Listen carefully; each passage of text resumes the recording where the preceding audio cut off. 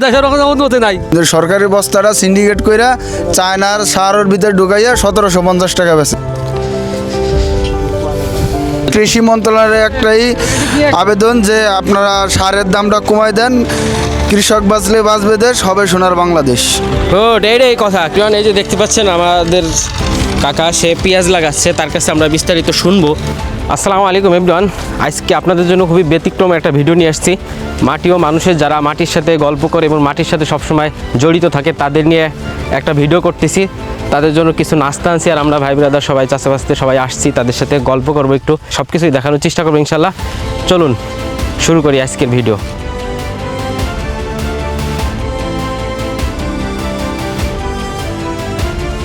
আসসালামু আলাইকুম, ভালো আছেন আপনারা? এই তো আছি আলহামদুলিল্লাহ। আপনাকে সাথে আজকে গল্প করার জন্য চলে আসছি। আপনাকে সময় হলে 10 মিনিট জিরেন। হ্যাঁ আপনাকে জন্য না, আমি একটু ব্যাংকে গেছিলাম, কাজে ব্যস্ত ছিলাম এই জন্য।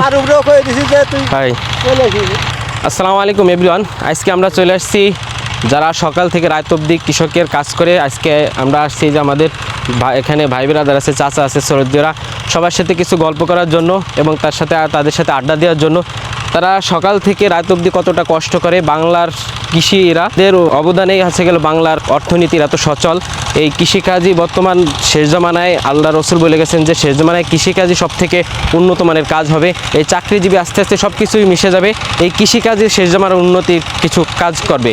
এই কৃষিকাজই তারা ফজরের নামাজ থেকে শুরু করে রাত অবধি এই কৃষি কাজ করে। আর বর্তমান যুগে যেরকম সিন্ডিকেট চলতেছে বাংলাদেশে, বর্তমান সেই হিসেবে মনে করেন আগে যে সার 1050 টাকা করে, কিন্তু সেই সার এখন বর্তমান 1500 টাকা করে কেনা লাগতেছে। এই কৃষিখাতের ভিতরে যে সিন্ডিকেট ঢুকছে, এই কৃষকদের ন্যায্য মূল্য সব কিছু পায় না। এই কৃষকরা যতটা কষ্ট তারা করে, তা আপনাদের আজকে তুলে ধরবো এই কৃষকরা সকাল থেকে রাত অবধি কী কী কাজ করে। এই পেঁয়াজ লাগাচ্ছে আজকে আমাদের গোপালগঞ্জ কাশিয়ানী থানা ব্যাসপুর গ্রামে। আমাদের এখানে সর্দীয় চাচারা এবং ভাই ব্রাদার আছে, তারা কাজ করতেছে, তাদের সাথে আজকে গল্প করবো, আড্ডা করবো।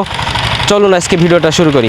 এই যে দেখতে পাচ্ছেন আমাদের কাকা সে পেঁয়াজ লাগাচ্ছে, তার কাছে আমরা বিস্তারিত শুনবো যে 1 বিঘা ভুঁইতে কতটুক পেঁয়াজ লাগে, হালি লাগে এবং সার কতটুক লাগে এবং চাষ কয়টা লাগে। আসসালামু আলাইকুম কাকা। মনে করেন 1 বিঘা ভুঁইতে কতটুকু হালি লাগে এবং কি কি বিস্তারিত লাগে পেঁয়াজ লাগাইতে 1 বিঘা ভুঁইতে? 1 বিঘা ভুঁইতে পেঁয়াজ লাগাইতে লাগে, সার লাগে 7 বস্তা, আর দানা লাগে ধরেন কেজি 3 কেজি দানা লাগে, বেশি লাগে।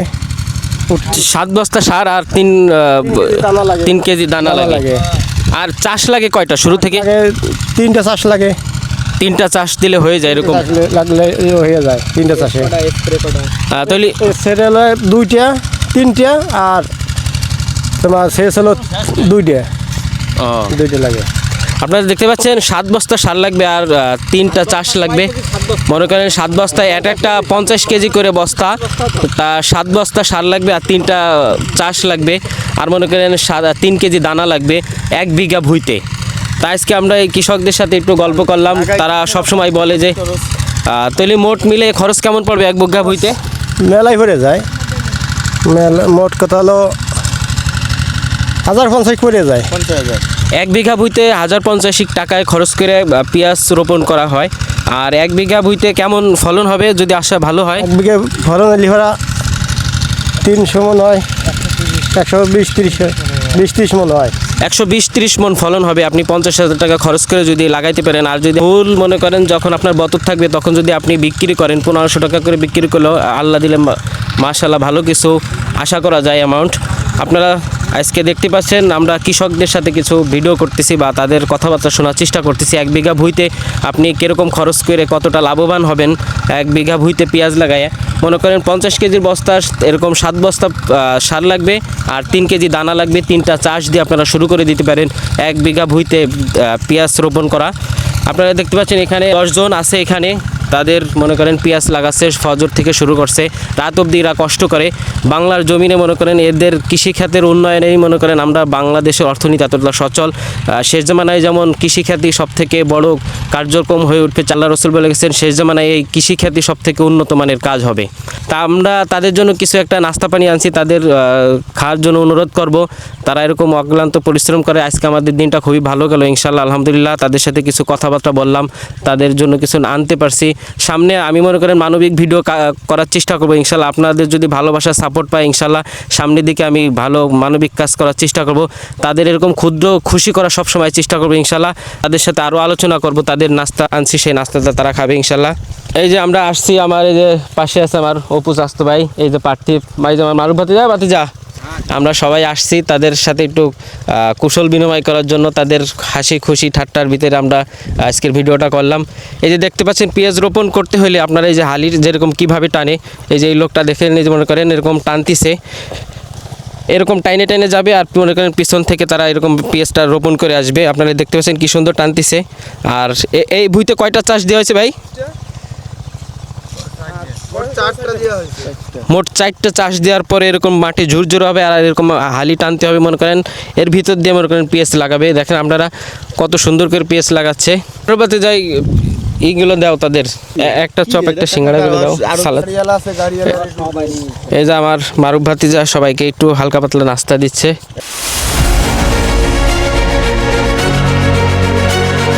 আমার ফুল কাকা দাও। হ্যাঁ কাকা, কি দেশের হ্যাঁ দেশের উন্নতি নাই।